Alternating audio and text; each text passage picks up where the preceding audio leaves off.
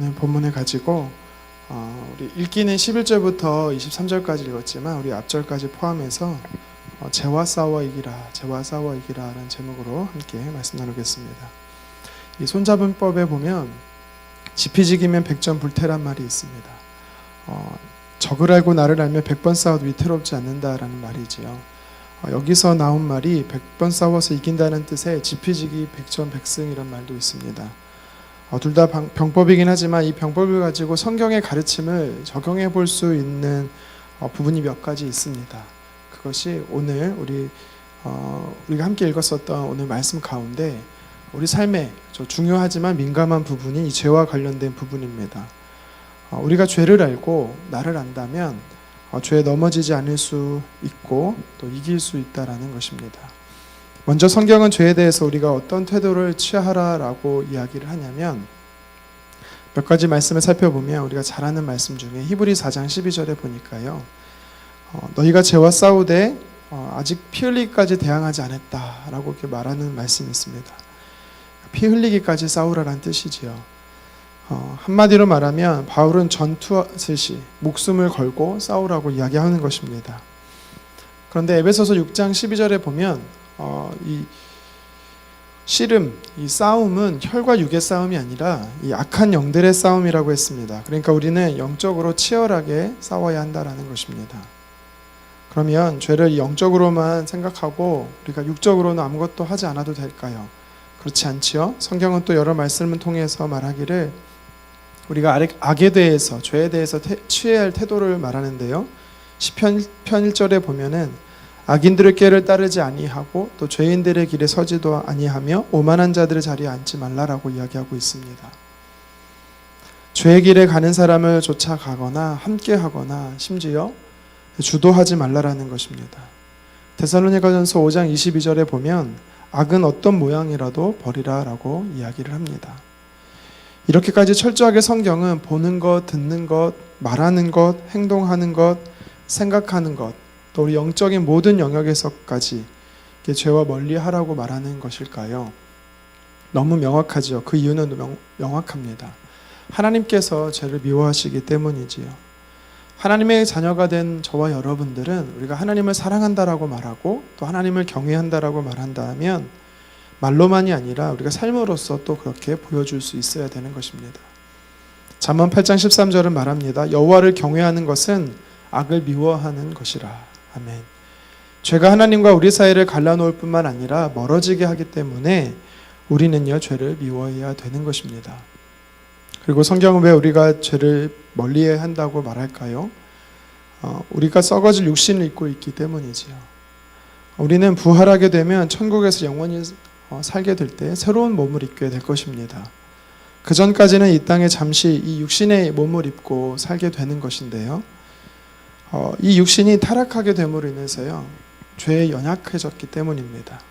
로마서 8장 6절에 보면 육신의 생각은 사망이고 또 로마서 8장 7절에 보면 육신의 생각은 하나님과 원수가 된다라고 말합니다. 육신의 소욕도로 생각하고 행동하게 된다라는 것인데 그것이 죄를 따라 하는 것이고 결국 사망이라는 것이지요. 오늘 본문 말씀에 보면 하나님을 경외함으로 죄를 이긴 한 사람이 등장합니다. 바로 요셉이지요. 요셉은 죄의 유혹을 받고 있습니다. 그가 어떻게 이 죄를 이기는지 한번 살펴보면서 저와 여러분들이 올 한 해 이 하나님과 동행하는 사람으로서 우리가 피 흘리기까지 죄와 싸워 이기고 거룩한 하나님의 사람으로 날마다 승리하기를 주님의 이름으로 축원합니다. 먼저 우리는 영적 상식을 몇 가지 알아야 합니다. 그것은 하나님을 먼저는 이 첫 번째는 하나님을 섬기는 모든 하나님의 자녀들의 삶에는 죄의 유혹이 있다라는 것입니다. 하나님과 관계를 멀어지게 하려는 것이 사단의 공격이지요. 공격의 목적이지요. 그래서 가진 방법을 가리지 않고 가진 모든 방법을 가지고 하나님의 자녀들을 넘어뜨리려고 하는 것입니다. 때로는 우리에게 사자처럼 우리를 공격하기도 하고요. 또 광명의 천사처럼 또 우리를 미혹시키기도 합니다. 또 두 번째 상식은요. 죄는 자만하면 안 된다라는 것입니다.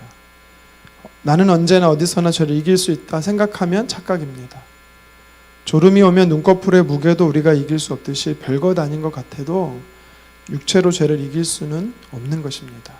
두 가지를 우리가 기본적으로는 이해해야 되는 것이지요. 오늘 말씀을 읽어보면 어제 말씀과 오늘 말씀에 같이 읽어 나가다 보면 이 죄의 몇 가지 특징이 나타납니다.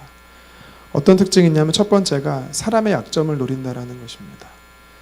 하나님께서 이 하나님이 함께 하시는 형통의 삶을 살고 있는 사람에게도 약점은 있습니다.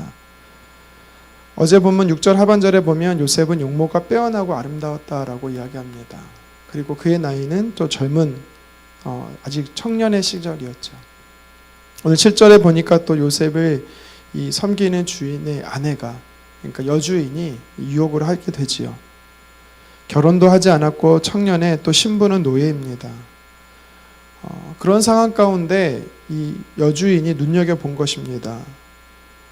그 사람 동침하고자 하는 이것은 후견이 되겠다라는 것이지요. 어쩌면 치명적인 유혹일 수 있습니다. 성적인 유혹뿐만 아니라 신분의 상승에 대한 유혹일 수 있는 것입니다. 그러는 가운데 이 요셉에게 있어서 약점은 두 가지를 다 공격하고 있는 것입니다. 죄는요, 사람의 약점을 파고드는 것입니다. 사람마다 조금씩 다르겠지만 리처드 포스터가 얘기했던 것처럼 이 돈과 권력과 섹스에 대한 사람의 유혹은 늘 있다라고 이야기를 하는 것입니다. 본문에 보니까 두 번째 죄의 전략이 있습니다. 그것은 반복적이라는 것입니다. 10절 상반절에 보면 이런 표현이 있습니다. 여인이 날마다 요셉에게 청하였다라는 것입니다. 한 번 끝나고 사람의 약점을 노리는 것에 한 번 실패했다고 해서 사단은요, 포기하는 것이 아닙니다. 더 교묘하고 치밀하게 반복적으로 공격하는 것입니다. 오늘 말씀에 유혹하는 사단의 전략이 한 가지 더 나옵니다. 11절 하반절인데요. 그 집 사람들은 하나도 거기에 없었더라라고 성경은 말하고 있습니다. 아무도 없다라는 뜻이 무엇입니까? 그곳에 홀로 있었다라는 뜻도 되지만 이 무장해제가 될 수 있는 상태라는 것입니다. 영적으로 약해져 있을 때, 영적으로 무뎌져 있을 때 사단은요, 우리를 공격한다라는 것입니다. 그래서 우리는 늘 깨어 기도해야 되는 것입니다. 이처럼 죄의 유혹은 우리가 영적으로 나약할 때 반복적으로 또 약점을 파고드는 특징이 있음을 오늘 성경을 통해 우리는 깨닫게 되는 것이지요. 이런 유혹 속에서 요셉이 어떻게 반응합니까? 우리가 잘 알듯 그는 넘어지지 않았습니다. 정말 이 요셉의 이 승리는요, 저와 여러분들에게 있어서 큰 희망과 소망을 되어지는 것을 보게 됩니다. 요셉도 우리와 똑같은 성정의 사람이죠. 요셉에게만 특별함이 있는 것은 아닙니다. 그렇기 때문에 요셉이란 한 사람이 승리했다라는 것은요, 저와 여러분들도 우리가 승리할 수 있다라는 것을 의미하는 것입니다. 그렇다면 요셉과 같이 이 죄의 유혹이 우리에게 왔을 때 우리가 어떻게 승리할 수 있을까요? 먼저는 9절 하반절에 보면 이런 표현이 있습니다. 내가 어찌 이 큰 악을 행하여 하나님께 죄를 지으리이까. 이 요셉의 승리의 비결이 전제 조건이 하나 있습니다. 승리의 비결이 뭐냐면 어찌 하나님 앞에 죄를 지으리이까. 하나님을 의식하며 살았다라는 것입니다. 하나님의 사람에게 있어서요, 이 의식이 굉장히 중요합니다. 하나님이 지금 내 앞에 계신다. 하나님이 나와 함께 하신다. 이게 코람데오 삶이고 하나님과 동행하는 자의 삶의 의식인 것이지요. 이 의식이 있는 사람은요, 죄에 민감하게 되는 것입니다. 요셉이 그랬습니다. 하나님 앞에 행하는 요셉의 행동들은 이 죄의 이 사단의 전략들을 이길 수 있도록 하는 근간이 되었고, 힘이 되었던 것입니다. 하나님 앞에서 행했던 요셉은 이 죄를 이기는 이 구체적인 행동이 나오는데요. 첫 번째가 유혹을 거절했던 것을 보게 됩니다. 8절에 보면 요셉이 거절하여 주인의 아내에게 이르되 라고 말합니다. 여기서 거절한다라는 것은요, 끊어버린다라는 뜻의 원어가 있습니다. 원천 차단하는 것이죠. 사전에 차단하는 것입니다. 비만 오면 지붕에 물이 새는 집이 있다면 그 집의 그 원인을 찾아서 차단시키는 것입니다. 저와 여러분들의 삶에도 거룩을 무너뜨리게 하는 이 죄의 영향력이 있다라면 과감하게 차단하기를 주님의 이름으로 축원합니다. 계속해서 하나님 앞에서 행한다, 하나님과 동행한다, 이런 하나님과의 의식 속에 있었던 이 요셉의 두 번째 대처 방법이 있습니다. 그것은 현장에 있지 않는다라는 것입니다. 10절 하반절에 보면 이런 표현이 있습니다. 함께하지 아니하니라 라고 성경은 말하고 있습니다. 죄의 유혹에서 승리할 수 있는 사람은 제가 조금 전에도 말했지만 없습니다. 요셉은 거절했을 뿐만 아니라 죄 현장에 있지 않았다라는 것입니다. 우리를 넘어뜨리는 죄 현장에 우리가 가지도 말아야 하지만 우리가 그것에 있었다라면 우리는 또 피할 수 있어야 되는 것이죠. 마지막 세 번째 하나님 앞에서 행했던 요셉이 죄를 이길 수 있었던 것은요, 그곳의 현장에 함께하지 않았을 뿐만 아니라 그 현장에서 도망친 모습을 볼 수가 있지요. 우리 12절 같이 한번 읽어보도록 하겠습니다. 그 여인이 그의 옷을 잡고 이르되 나와 동침하자. 그러나 요셉이 자기의 옷을 그 여인의 손에 버려두고 밖으로 나가매. 아멘. 요셉은 본인이 의도하지 않은 죄 현장에 있었습니다. 우리도 내가 의도하여 죄 현장에 있을 수도 있지만 그렇지 않고 내 의도와 상관없이 있게 되는 현장이 있을 수 있습니다. 그럴 때 우리는 어떻게 됩니까? 그래 한번 내가 겨뤄서 싸워서 이겨보자. 여러분 결코 그래서는 안 되는 것이죠. 무조건 넘어진다라고 생각해도 틀린 말이 아닐 것입니다. 요셉처럼 그 자리를 피하고 떠나는 것이 지혜로운 방법인 것입니다.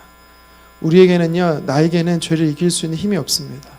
맞서 싸운다라는 것은 우리가 영적으로 사단과 맞서 싸운다라는 것이지 현장에서 맞서 싸운다라는 것은 아닙니다. 피하는 것이 상책입니다. 정리하면 요셉은 죄를 거절했고 현장에 가지도 않았고 그 현장에서 도망친 삶을 살았습니다. 우리는 요셉과 같이 하나님 앞에서 행한다는 의식을 가지고 살 때 이러한 우리가 죄를 싸워 이길 수 있는 능력이 우리에게 생기는 것입니다. 나에게 영향력을 주고 있는 그것을 끊어버리고 현장에도 가지 말고 또 내가 지금 그 죄의 현장에 있다라면 바로 그 자리에서 도망칠 수 있기를 주님의 이름으로 축원합니다.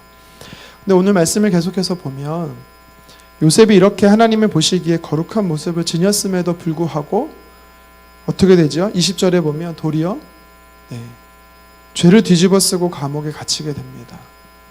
이처럼 억울한 경우가 어디 있습니까? 세상과 구별해서 거룩하게, 정직하게, 충성되게 살지만 이 뒤통수 맞고 손해보는 이 삶을 살게 되는 것을 보게 됩니다. 여러분 그럴 때 그러면 은혜가 더할수록 죄 가운데 더 거하시겠습니까? 바울이 뭐라고 말하죠? 절대 그럴 수 없다라는 것입니다. 오늘 전체 문맥 속에서 우리에게 주는 중요한 단어와 이 문장이 하나 있습니다. 바로 23절 하반절의 마지막 문장인데요. 우리 같이 한번 여호와께서부터 한번 읽어보도록 하겠습니다. 시작. 여호와께서 그를 범사에 형통하게 하셨더라. 아멘. 여러분 기억하시고 또 마음에 간직하시기를 바랍니다. 요셉이 감옥에 갇혔지만 하나님이 이 거룩하게 구별되게 사는 사람에게 주신 은혜가 뭐였냐면 형통하게 하신다라는 것이었습니다. 어제도 우리가 살펴봤지만 그가 형들에게 배신을 당했지만 하나님이 그의 삶에 형통하게 하셨습니다. 구체적으로 어떻게 형통하게 하십니까? 21절에 이 감옥 간수장에게 은혜를 받게 하지요. 이 보디발 장군의 집에서도 이 요셉을 위해서 요셉 때문에 그의 집안에 은혜를 주셨던 것처럼 22절에는 요셉으로 인해 재반 업무들이 다 처리하게 돼요. 은혜 받아서 재반 업무를 처리하게 되고 40장에 넘어가면 요셉 때문에 많은 사람들이 복을 받게 됩니다. 우리가 죄와 싸워서 이길 수 있는 비결은 늘 하나님을 묵상하고 하나님을 찾고 하나님 앞에 산다는 임재의 삶이 동반될 때 가능한 것입니다. 그래서 끊고 현장에 있지 않고 피할 때 우리는 죄를 이길 수 있습니다. 그리고 그렇게 살아가는 하나님의 사람들에게는요, 하나님이 형통하게 하시는 은혜가 무엇인지를 베풀어 주신다라는 것입니다. 오늘 성경에 도전하는 말씀 우리가 삶에 적용하기를 간절히 원합니다. 오늘 하루도 하나님의 사람으로 거룩하게 구별되어서 대사로서 세상에 영향력을 흘려보내는 저와 여러분 되기를 주님의 이름으로 축원합니다. 기도하겠습니다.